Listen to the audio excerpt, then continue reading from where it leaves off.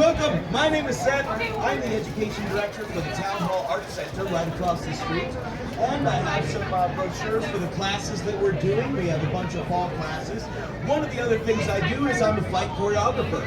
And so, these guys, while they have been working on dances for quite a while and they have a lot of skill, I taught them this fight a couple of days ago, and they have worked very hard and done an amazing job to putting together stage combat. So give them a hand.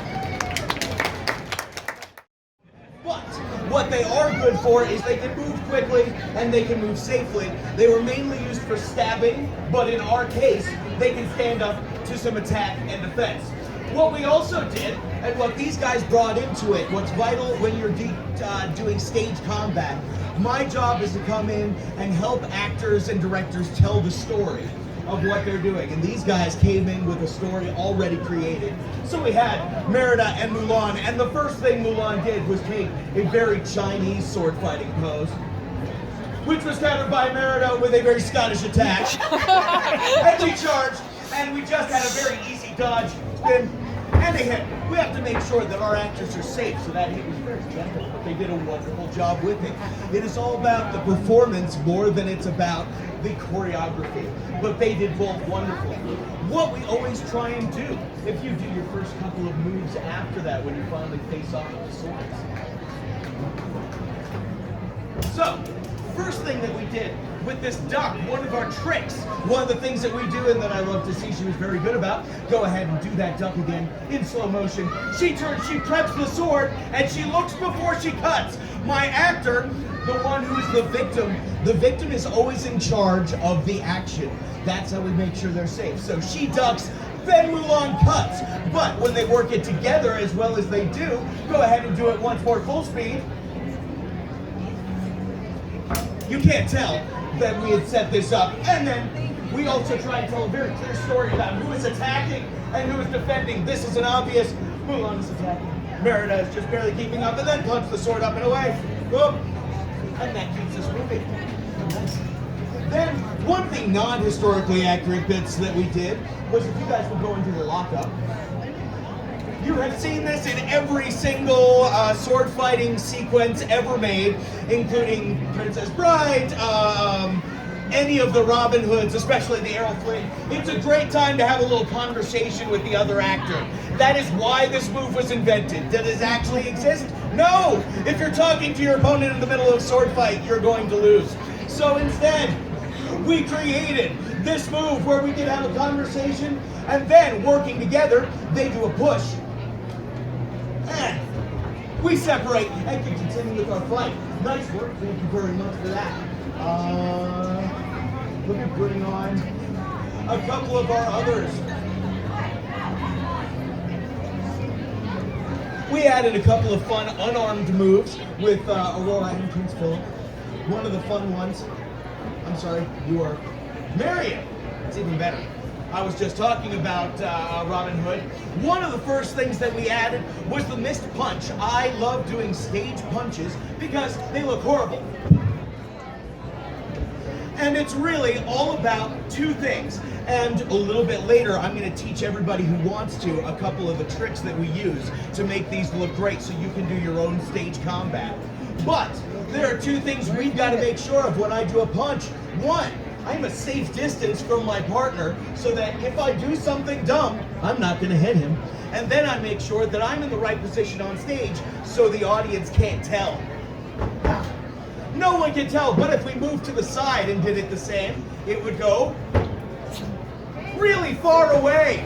That's what we use. We mess with your depth perception all the time to make sure you can't tell how we did a lot of these moves. But then, one of my favorite moves, we can go into the hair pull. And we can do the hair pull over a hat because what they're actually doing, this is another wonderful example of how the victim is always in control. What happens when she does the hair pull? Go ahead and do nice and slow your grab. She curls her fingers in. If he's got his head uncovered, she's going to curl those fingers into the hair, but not pull at any point. The person who's getting their hair pulled is always the one in charge of that movement so that he's not actually getting his hair pulled. The next thing he does is instantly cover up her hand so you can't tell that she doesn't have a handful of hair, unless she's holding it over a hat, in which case you can kind of tell that. And then the victim, the one who's getting his hair pulled, is the one who leads the direction. So if he's gonna shake hard to the left, then it's her job to make it look like it was her idea. And he shakes hard to the right, and then she can slowly twist him to face her, because that's really cruel. And then they can walk around in a circle. And all the time, it is the person whose hair is getting pulled who is actually in charge of that action, so that they never actually get their hair pulled. And then we let go, and and then we did the knee. Come way forward so we can show off the knee that you did so well. These are another move that we use all the time. The knee, which I love, was she threw him away and then bent him over. Looks very, very effective. Now, if we turn you guys the opposite way so they can see what you're actually doing. There we go. So, keep turning, keep turning. We want to open this side up. There we go. So she's going to bend over. Again, he's in charge of that motion. She brings her knee up a little bit, and he has his hand on it so that he makes sure he's not getting kneed, and then he just moves with her. 1, 2.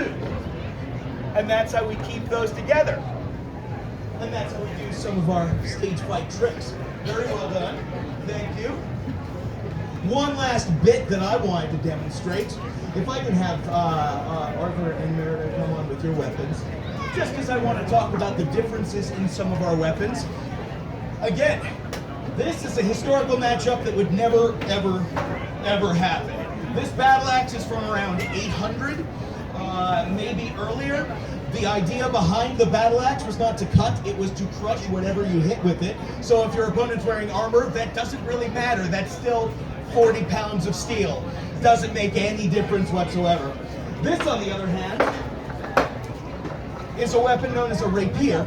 This was the one made popular by that they deal with a lot in Romeo and Juliet. When they're talking about how Tybalt is the butcher of a silk button, what they meant is he was so good with his rapier that he could cut the buttons off of your jacket before you could even respond. This was new weapons technology for the time. In around 1350, this became popular because they had just moved from using giant broadswords that were not particularly sharp, but they did a lot of damage, to these that were fast and they had a stabbing point. That way, what happened, and one of the main plot points in Romeo and Juliet, is that suddenly everybody who was in all of these brawls with the old style swords, and people didn't get killed as much. Suddenly people are dying by the hundreds because of the new weapons technology. It had both a cutting edge and a stabbing point, and it moved much, much faster than your old style broadswords. Which is why you could never have an axe versus this sword, because mostly you would never get a chance. One shot and the poor axe wielder is done.